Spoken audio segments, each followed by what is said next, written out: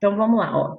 Bom dia para quem está chegando. Como eu falei já para os meninos que estavam aqui, hoje nós começamos a nossa apostila número 3, lá na página 2, para quem está com a apostila.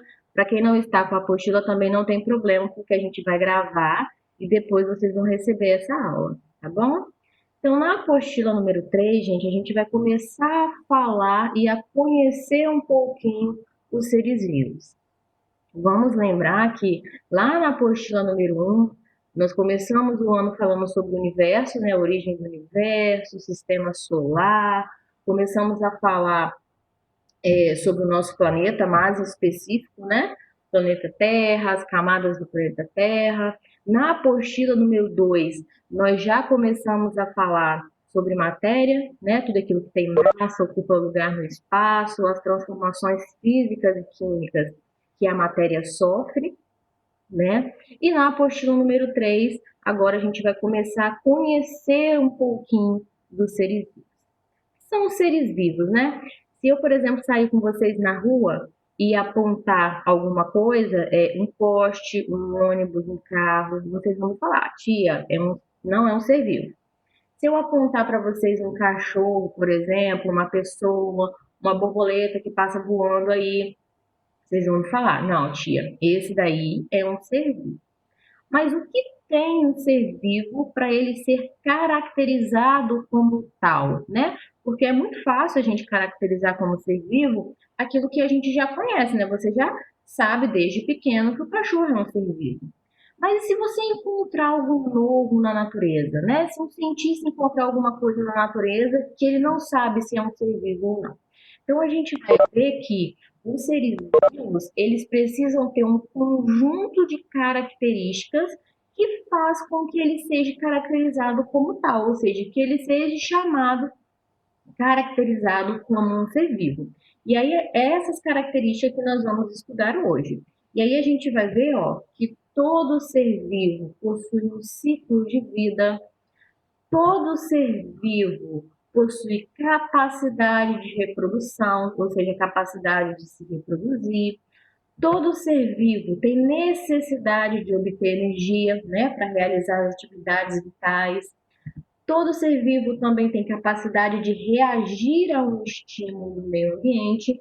E, por fim, todo ser vivo é formado por células. Nós vamos ver aqui, com exceção dos vírus, que são organismos acelulares, é uma regra na exceção dos seres vivos, todos os demais seres vivos, obrigatoriamente, são formados por células. Então, essas características principais aqui, futuramente vocês vão estudar outras características, mas essas são as que a apostila de vocês aborda. Todas essas características aqui são características que algo precisa ter para ser considerado um ser vivo. Essas características que nós vamos ver agora, beleza? Então, ó, a primeira característica que a gente falou foi o ciclo de vida. O que é um ciclo de vida? São as mudanças que os seres vivos passam ao longo da vida. E geralmente a gente pode determinar essas etapas em nascer, crescer, reproduzir e morrer. São essas etapas que geralmente todos os seres vivos têm capacidade de passar. Isso não significa que todos os seres vivos vão passar por essas etapas. Por exemplo, eu posso ter um ser vivo que antes de se reproduzir ele já morra, mas a espécie dele tem capacidade de passar por todas essas etapas. Então, tem capacidade de nascer, crescer, reproduzir, posteriormente vai morrer. Então, se a gente pegar, por exemplo, a espécie humana, né, a gente nasce, tem lá um bebezinho, depois a gente cresce, depois a gente atinge a idade adulta, né, se reproduz, e posteriormente a gente entra na velhice e depois vai morrer. Tá? Assim como na espécie humana, todas as demais espécies também têm essa característica. Mas isso varia de uma espécie para outra. Por exemplo, na espécie humana, a gente tem como média de vida em torno de 80 anos, né? 80 anos para eu passar por esse ciclo, apesar de que a gente tem hoje a pessoa mais velha do mundo, né? Com 116 anos. Mas a gente tem uma média para ela cumprir todo esse ciclo, em média 80 anos. A galinha, por exemplo, também passa por toda essa etapa do ciclo de vida. Entretanto, o ciclo de vida da galinha é de 5 a 10 anos, dependendo da espécie. Já as borboletas, por exemplo, possuem um ciclo de vida muito pequeno, em média de 1 ano e meio, né? E já temos plantas, algumas árvores, como as sequoias, por exemplo, que podem ter esse ciclo de vida de centenas de anos. Então, ó, todos os seres vivos, eles passam por essas etapas, né, que a gente chama de ciclo de vida. Entretanto, podem variar de uma espécie, né, para outra espécie, ok? Então, o ciclo de vida são as mudanças, as etapas que todo ser vivo vai passar durante o tempo de vida, belezinha? E aí, aberto a dúvida para a primeira característica sobre o ciclo de vida. Alguém está com dúvida nessa característica, ciclo de vida? Vamos lá, momento de vocês tirarem dúvidas. Alguém? Se alguém tiver com dúvida, abre o microfone aí e pergunta. Tranquilo? Tranquilinho, né? Então vamos lá para a nossa segunda característica. A nossa segunda característica, meninos, é a capacidade de reprodução. Por que uma espécie se reproduz? Toda vez que a gente falar de reprodução, a função da reprodução é para perpetuação da espécie, ou seja, para que aquela espécie minha não acabe, não entre em extinção. Se eu tiver uma espécie em que todos os indivíduos não consigam mais dar origem a outro indivíduo, aquela espécie vai acabar. Então, a função da minha reprodução é para que eu tenha continuidade da minha espécie. E aí eu posso ter dois tipos de reprodução, como eu coloquei aqui para vocês. A reprodução assexuada e a reprodução sexuada. Gente, na reprodução assexuada, eu tenho apenas um indivíduo, ele tem capacidade de dar origem a outro indivíduo. E esse indivíduo que ele dá origem é idêntico a ele, porque eu não tenho combinação de material genético. É como se eu sozinha tivesse capacidade de dar origem a um bebê. Esse bebê seria idêntico a mim, seria idêntico a Roberta, ok? Então, na reprodução assexuada, eu não tenho combinação de material genético. Um indivíduo, ele dá origem a outro indivíduo que é idêntico a ele. Então, por exemplo, eu coloquei dois exemplos para vocês aí. O primeiro exemplo que eu coloquei aqui, ó, é o exemplo da estrela do mar. Uma estrela do mar, se vocês pegarem e tirarem no braço dela, ela vai recuperar o braço perdido, só que esse pedaço de braço que sofreu a fusão aqui, ele vai dar origem a uma outra estrela do mar. Essa outra estrela do mar aqui, ó, ela vai ser idêntica àquela que lhe deu origem. Percebam que apenas um único indivíduo deu origem a outro indivíduo. Não teve combinação de material genético aqui, tá? E esse indivíduo aqui, ele é idêntico ao que lhe deu origem. A gente fala que ele é idêntico ao seu progenitor, ok? Um outro exemplo que eu coloquei aqui para vocês é uma planária, que é um plateuminto. Se a gente fizer um corte aqui na planária, essa parte aqui que sofreu o corte, ó, cada uma dessas partes vai dar origem a uma nova planária. E cada uma dessas planárias, elas são idênticas àquela que lhe deu origem, tá? Então, ó, prestem atenção que na reprodução assexuada, eu não tenho combinação de material genético. Apenas um único indivíduo dá origem a um outro indivíduo. E esse indivíduo gerado, ele é idêntico àquele que lhe deu origem, beleza? Muito diferente da reprodução sexuada. Na reprodução sexuada, eu preciso de ter mais de um indivíduo, porque eu tenho combinação do material genético. E aqui eu tenho participação de células específicas que a gente chama de gameta. Então, ó, o macho, ele libera o seu gameta masculino e a fêmea libera o seu gameta feminino. E o indivíduo originado, ele não é idêntico nem ao pai e nem à mãe. Ele é uma junção do material genético dos dois, tá? Por exemplo, nós quando nós somos formados, nós não somos, eu não sou nem idêntica a só o meu pai e nem idêntica à minha mãe.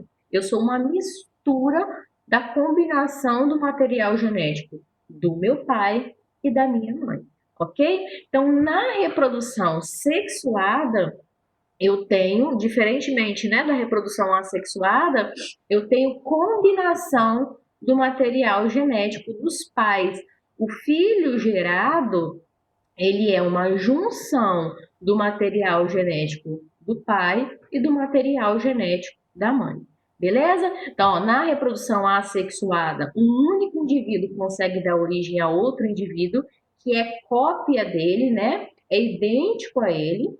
Na reprodução sexuada, não. Eu preciso de dois indivíduos combinando o seu material genético para dar origem a um indivíduo que é uma junção das características tanto do pai, tanto da mãe, tá?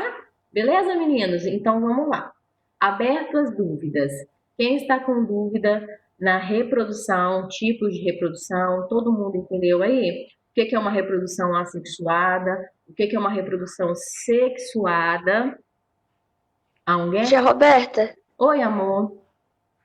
eu queria saber se tem outra forma da estrela se reproduzir além de cortar os braços dela. Tem, olha só, gente, vários organismos, eles têm, além, por exemplo, tanto, aqui eu coloquei só como exemplo, mas tanto a estrela do mar como as planárias, elas também se reproduzem por reprodução sexuada. Elas também liberam gametas e podem fazer aí a reprodução sexuada, tá bom?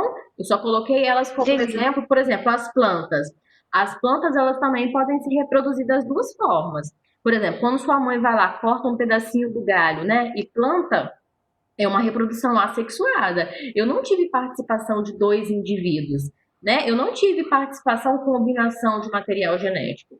E quando você pega uma planta, a semente da planta, né, que veio originada aí de gametas diferentes, aí eu tenho uma reprodução sexuada. Então, existem vários organismos, aqui eu coloquei só para exemplificar, mas existem vários organismos que eles podem fazer tanto a reprodução assexuada como a reprodução sexuada, tá bom?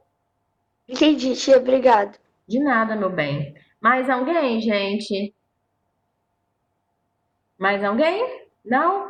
Então, vamos lá. A terceira característica, gente, é a capacidade necessidade de se obter energia. E aí, gente, a gente vai ver que todos os organismos, eles têm necessidade de energia. A gente precisa de energia para a gente realizar as nossas funções vitais, né? Andar, falar, pular, respirar, fazer digestão, circulação. E mesmo quando a gente está dormindo, a gente tem necessidade de energia também, né? Quando a gente está dormindo, nosso coração está batendo, nosso cérebro está funcionando. Se você tiver comido algo, o seu sistema digestório vai estar fazendo a digestão, né? Circulação de nutrientes pelo corpo, oxigênio. Então, a todo tempo, o seu corpo precisa de energia. E da onde vem essa energia? Gente, a energia do nosso corpo vem dos alimentos. Significa que todo o alimento do seu corpo, né, você come para transformar isso em energia para você realizar essas funções vitais do seu organismo. E aí a gente pode ter dois tipos de organismo em relação a como você obtém esse alimento para depois você transformar em energia. Então, alguns organismos, eles produzem o próprio alimento. Por exemplo, as algas, as plantas, através da fotossíntese, eles conseguem sintetizar o próprio alimento. Esses organismos que conseguem sintetizar o próprio alimento, a gente chama de organismos autótrofos, tá? Então, plantas, algas, são organismos autótrofos, eles não precisam ingerir um alimento. Tanto que a gente não vê as plantinhas por aí, né, exceto a planta carnívora, mas que também é um organismo autótrofo, mas a gente não vê eles se alimentando, né, porque eles conseguem, através da fotossíntese, sintetizar, produzir o próprio alimento. Diferente dos demais organismos que a gente chama de heterótrofos, como nós. A gente não consegue sintetizar o nosso próprio alimento, né? Então, por isso que a gente come, a gente ingere alimento, né? A gente toma café, a gente almoça, toma café de novo, janta, porque a gente precisa de ingerir o alimento para também transformar em energia. Nós, assim como os outros organismos que não produzem o próprio alimento, nós somos chamados de organismos heterótrofos, tá? Então, os organismos heterótrofos são aqueles que não produzem o próprio alimento e precisam de ingerir uma fonte de alimento para produzir essa energia que o corpo precisa para manter as atividades vitais, ok?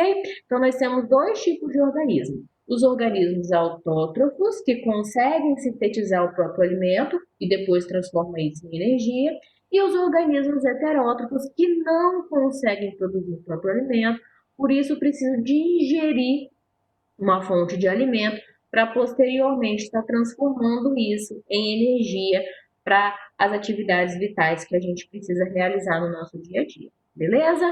Bom, então vamos lá. Aberto às dúvidas. Alguém com dúvida o que é um organismo autótrofo, o que é um organismo heterótrofo? Alguém?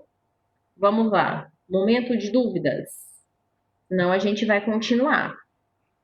Tá tranquilinho? Até aqui tá tranquilo? Beleza, gente? Oi. Sim. Olha aqui, Então, eu tá cheguei bom. meio atrasada. Beleza, Eu cheguei. então, meu bem. Então, vamos continuar lá. Vamos ver a próxima característica dos seres vivos. A próxima característica dos seres vivos, gente, é a capacidade de reagir a estímulos. A capacidade de reagir a estímulos vindo do ambiente, né? E aí é muito fácil a gente notar essa capacidade de reagir a estímulos do ambiente quando é um animal, né? Por exemplo, quando a gente sente frio, né? A gente começa a tremer. Quando alguém buzina, né? Um carro vem buzina atrás de você, né? Já se acolhe ou você grita de medo, né? Quando você pega e bate o pé perto de um cachorro, né? Ele se assusta ou ele sai correndo ou ele vai te morder, né? Mas e as plantas? Será que as plantas elas também têm capacidade de responder a estímulos do ambiente? Um exemplo muito típico que a gente tem é aquela plantinha dormideira. Não sei se vocês já viram. É uma plantinha que quando você encosta nela, essa plantinha aqui que eu coloquei para vocês, ó, à direita em cima. Quando você encosta nela, ela vai fechando todos os folhinhos dela. As folhinhas dela vão fechando todinha. Isso é uma capacidade de reagir a estímulos no meio.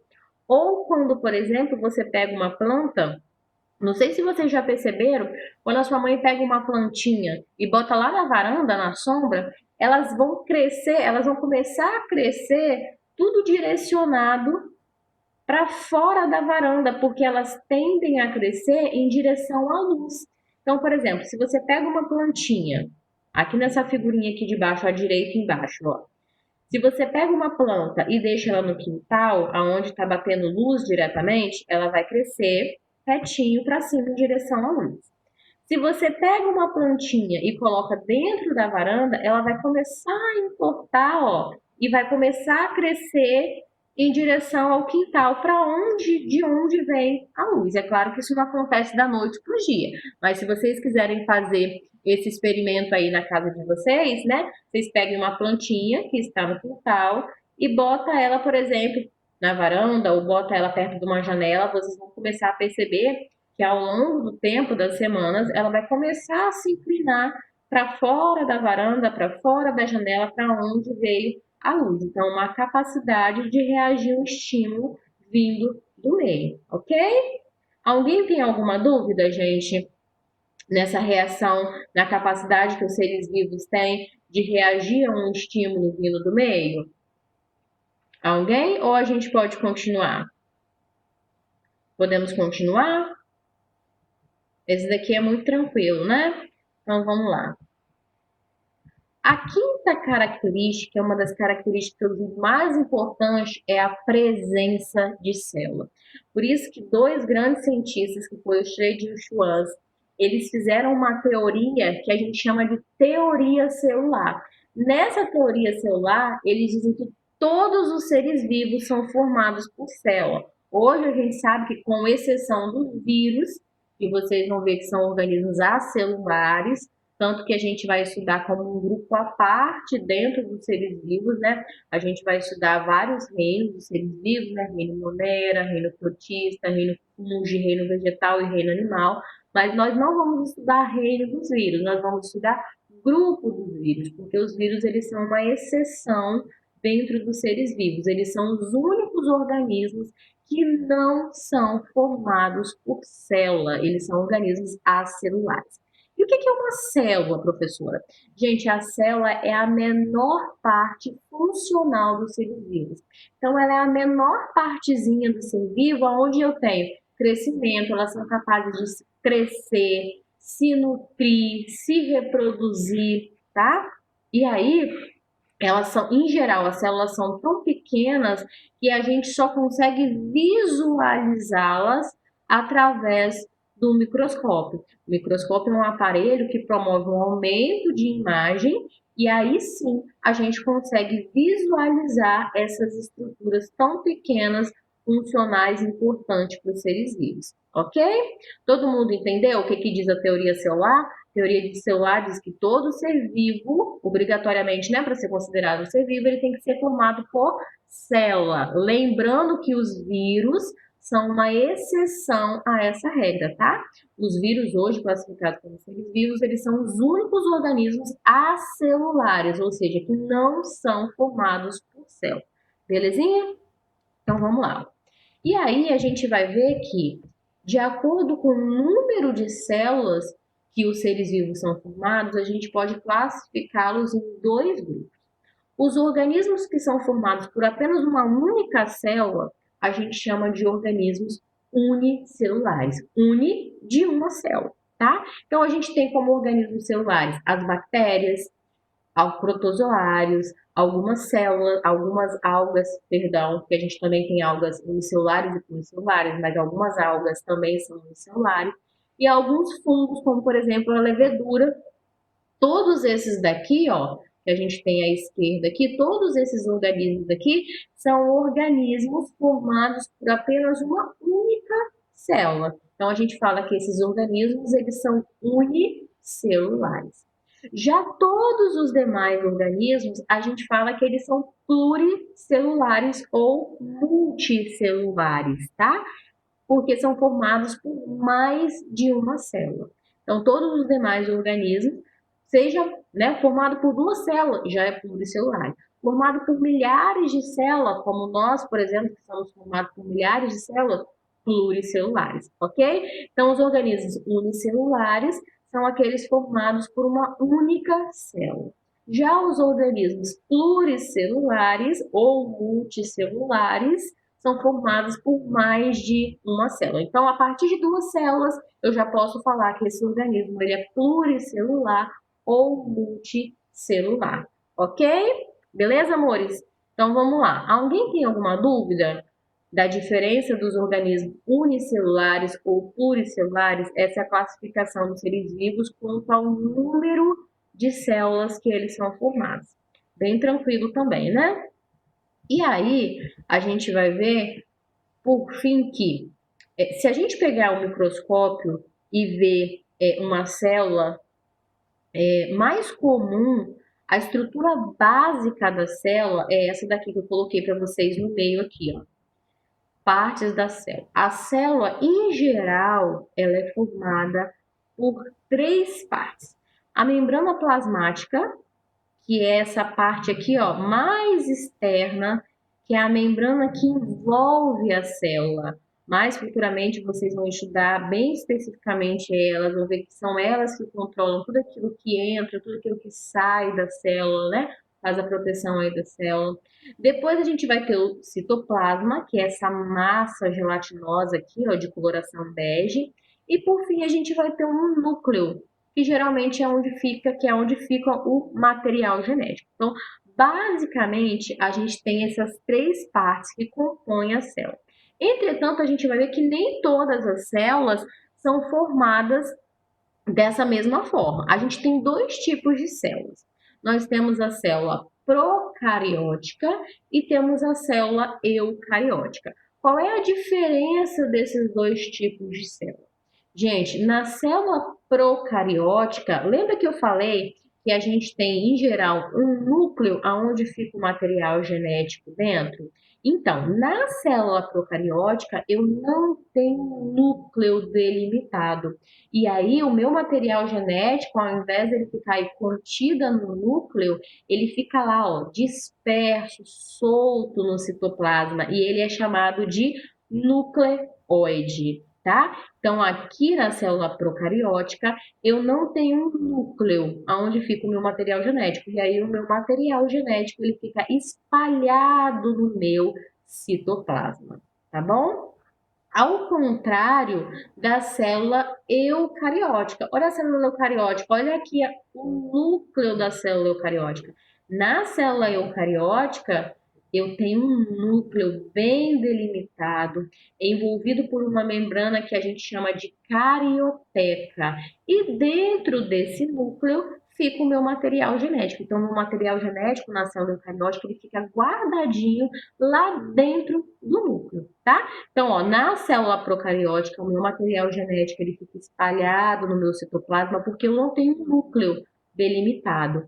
Já na célula eucariótica, eu tenho um núcleo bem delimitado que eu consigo ver aqui, ó, envolto por uma membrana que a gente chama de carioteca, e o meu material genético fica contido nesse núcleo. Uma outra diferença que a gente vai ver é que na célula procariótica eu tenho apenas uma organela citoplasmática. A organela citoplasmática, a gente vai começar a estudar nas próximas aulas, é uma estrutura que fica aqui, ó, são estruturas que ficam aqui no citoplasma, que cada uma vai desempenhar uma função bem específica e muito importante para a célula, tá? Aqui, a única organela citoplasmática que eu tenho é o ribossomo. Na célula eucariótica, além do ribossomo, nós vamos encontrar várias outras organelas citoplasmáticas, ok? Bom, os organismos que têm célula procariótica, a gente chama de organismo procarionte. Quem são os únicos organismos procariontes? Os organismos do reino Monera, ou seja, bactéria e cianobactéria.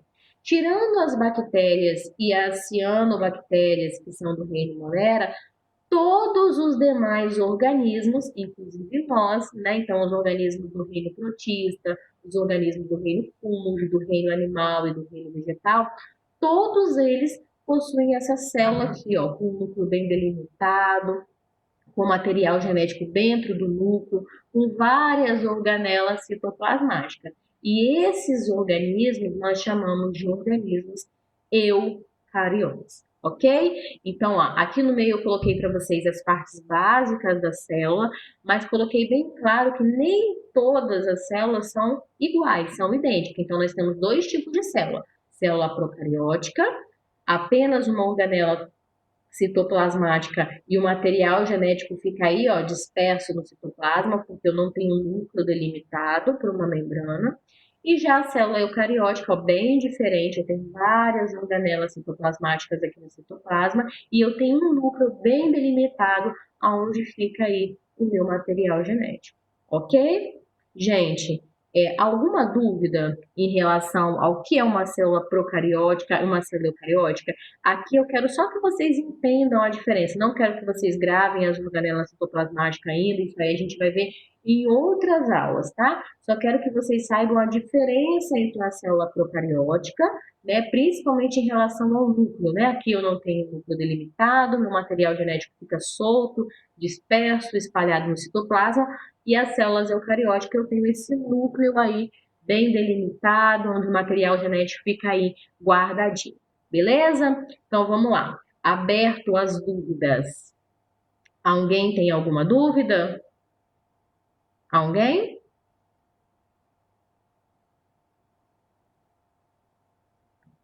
Não? Então, ó, a nossa aula finaliza aqui.